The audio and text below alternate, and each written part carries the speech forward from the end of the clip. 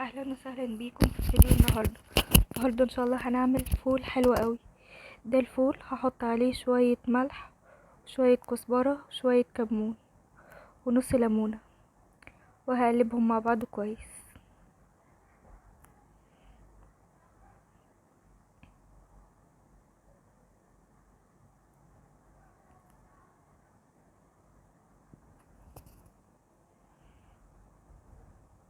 في بذره وقعت مني، انا هبقى اتلفاها بعدين.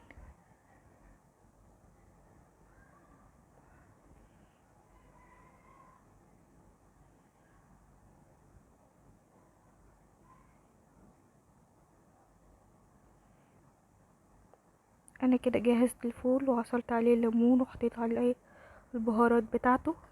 هقلب كل ده مع بعض كويس كويس وهسيبه على جنب لحد ما اكمل باقي الخطوات.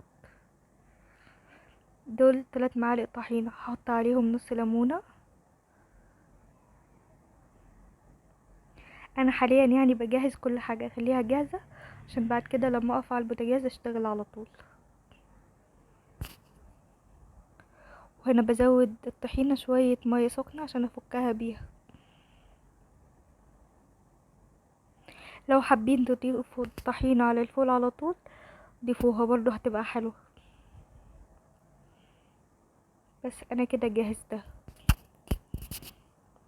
دي طاسه عندي حطالها عليها زيت سخن وسايبه الزيت يسخن كويس قوي. بصوا الخطوه دي مهمه قوي، بتخلي طعم الفول حلو قوي.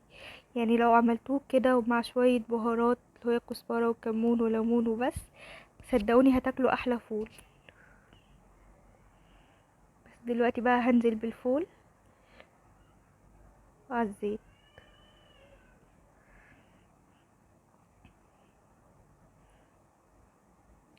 وهقلبه مع بعض واسيبه يسخن كويس.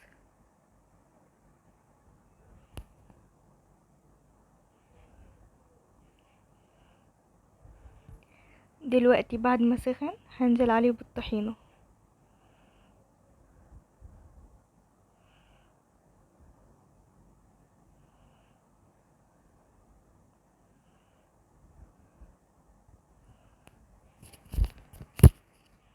ادي الطحينة اللي جهزناها مع بعض. انا طبعا بحط كل اللي في الطبق، ما بسيبش حاجة.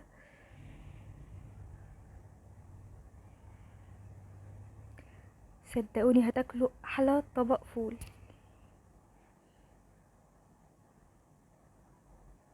طبعا لو عجبكم الفيديو متنسوش اللايك والشير والسبسكرايب.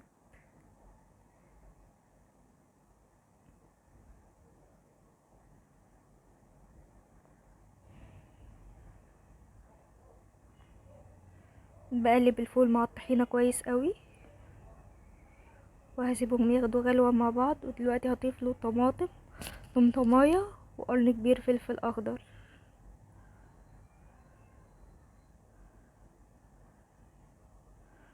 وهقلب كل ده مع بعض.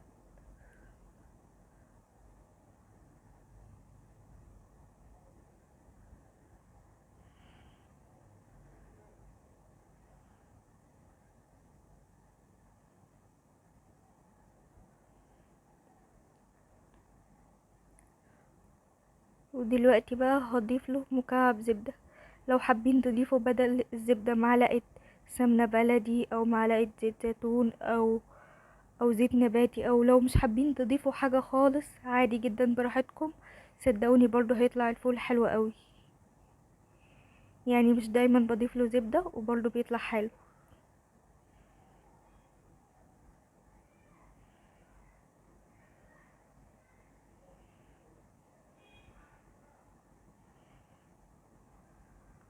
وده طبق الفول بتاعي جاهز. اديت له رشة زيت على الوش مع رشة كمون.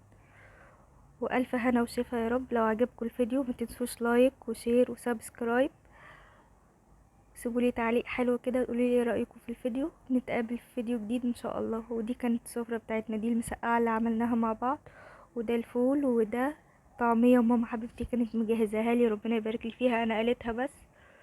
وبس كده، نتقابل في فيديو جديد ان شاء الله. مع السلامة.